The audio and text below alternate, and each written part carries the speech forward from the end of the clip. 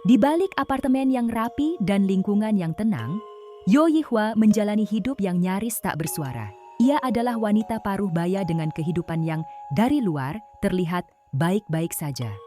Suami mapan, rumah nyaman, dan rutinitas yang stabil. Namun di balik itu semua, Yihwa hidup dalam kesepian yang tak pernah diakui. Suaminya, Han Jae-in, bukan pria jahat. Ia hanya terlalu sibuk menjadi kepala keluarga hingga lupa menjadi pasangan. Percakapan mereka dingin, hambar, dan sekadar formalitas. Tak ada pertengkaran besar, namun justru itulah masalahnya. Tidak ada cinta yang diperjuangkan, hanya kebiasaan yang dijalani. Hari-hari Yihwa dipenuhi dengan rutinitas kosong. Ia tidak bekerja, tidak punya tujuan jelas, dan perlahan merasa keberadaannya semakin tidak penting. Hingga suatu hari, ia memutuskan untuk bekerja paruh waktu di sebuah bank koperasi kredit, sebuah keputusan kecil yang tanpa ia sadari akan mengubah seluruh hidupnya. Di tempat kerja baru ini, Yihwa bertemu dengan orang-orang yang hidupnya jauh dari sempurna. Nasabah dengan utang menumpuk, harapan rapuh, dan cerita hidup yang getir. Untuk pertama kalinya, Yihwa merasa dirinya dibutuhkan. Ia mendengarkan, memahami, dan perlahan merasa lebih hidup. Namun perubahan besar datang saat Yihwa secara tidak sengaja menemukan celah dalam sistem keuangan koperasi. Sebuah peluang yang berbahaya, sebuah pintu menuju pilihan yang tak pernah ia bayangkan. Awalnya, itu bukan tentang keserakahan, bukan pula tentang kejahatan. Itu tentang ingin merasa berarti, ingin mengambil kendali atas hidupnya sendiri, meski harus melangkah ke wilayah abu-abu. Di bawah sinar bulan pucat yang sering menghiasi malamnya, Yihwa mulai berdiri di persimpangan, tetap menjadi istri yang baik atau menjadi dirinya sendiri dengan segala risiko yang menunggu, dan disinilah semuanya bermula. Setelah hari itu, hidup Yihwa tak lagi berjalan lurus seperti sebelumnya.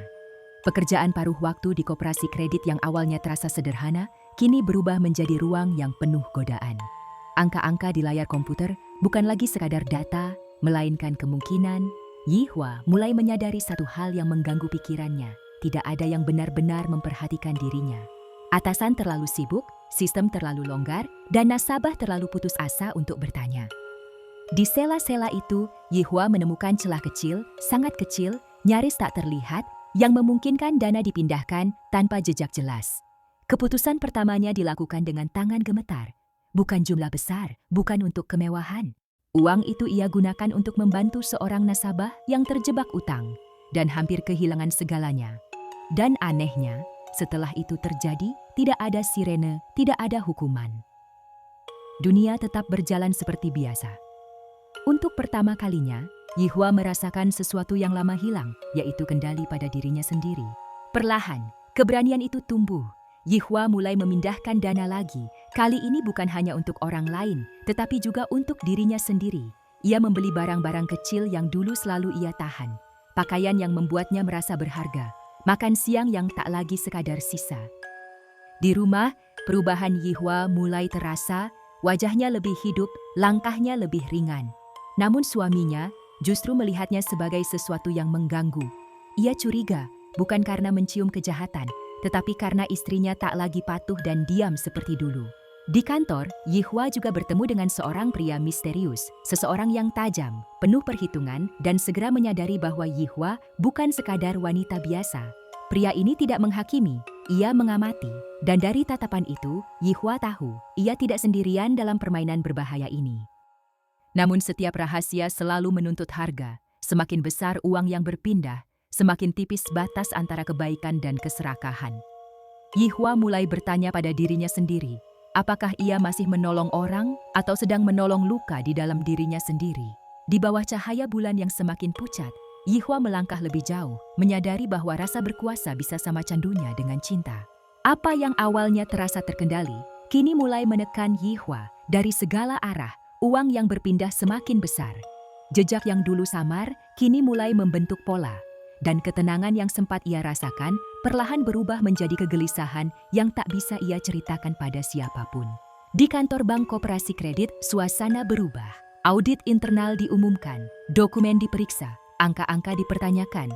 Bagi rekan kerja lain, ini hanya prosedur biasa. Namun bagi Yihwa, setiap ketukan keyboard terdengar seperti penghakiman yang tertunda. Ia mulai hidup dalam dua wajah, wanita pendiam yang tampak patuh, dan sosok lain yang menyimpan rahasia besar di balik tas kerjanya. Sementara itu, hubungan Yihua dengan pria misterius semakin rumit. Pria ini memahami sistem, memahami uang, dan yang paling berbahaya, memahami Yihua.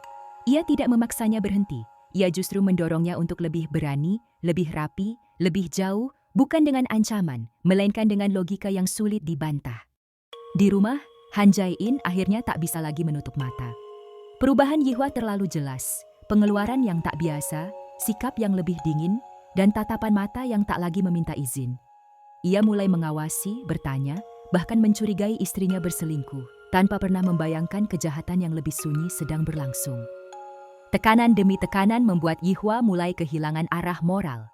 Ia menenangkan dirinya dengan alasan lama. Aku hanya memindahkan uang dari mereka yang tak kekurangan kepada mereka yang membutuhkan. Namun di saat yang sama, ia menikmati hidup baru yang dibiayai oleh kebohongan. Puncaknya terjadi ketika salah satu nasabah yang ia bantu mulai menuntut lebih banyak uang, lebih cepat, lebih berisiko. Untuk pertama kalinya, Yihua menyadari bahwa ia tak lagi memegang kendali penuh. Orang-orang yang ia tolong kini bisa menjadi ancaman. Orang yang memahami rahasianya bisa menghancurkannya kapan saja. Di bawah cahaya bulan yang semakin redup, Yihua berdiri di titik genting, terus maju dan tenggelam lebih dalam, atau berhenti dan menghadapi semua yang telah ia lakukan.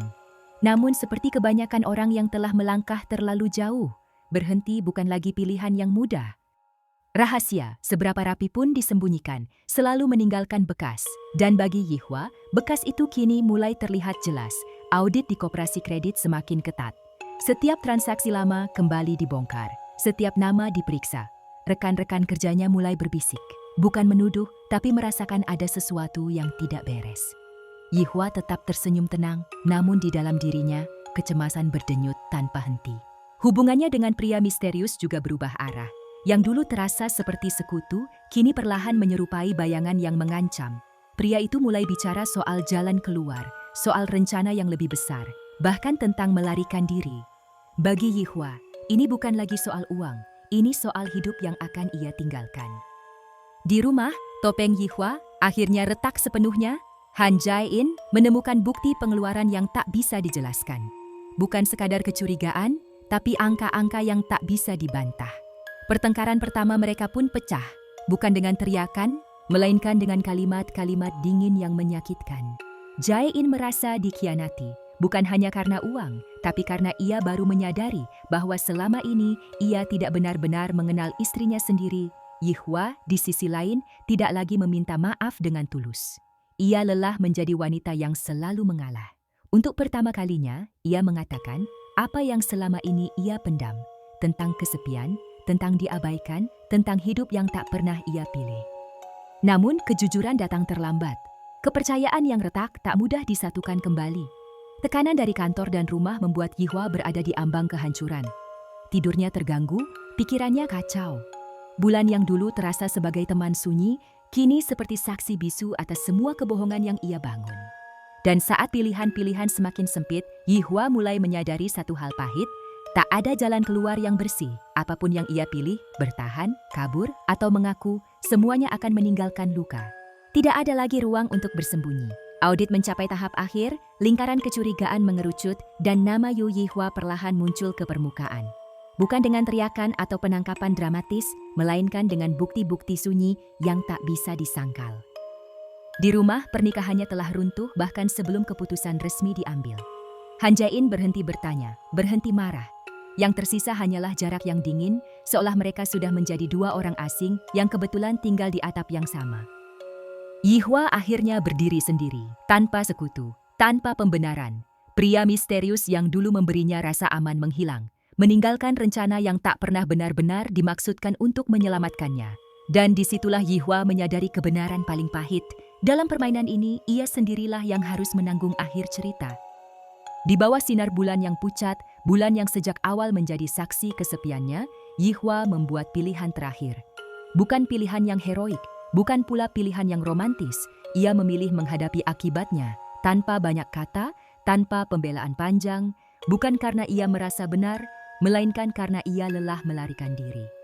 Di hadapan hukum, Yihua bukan lagi istri, bukan karyawan, bukan penolong orang lain. Ia hanyalah seorang wanita yang pernah merasa hidupnya tak berarti, lalu mengambil jalan yang salah untuk merasa berharga.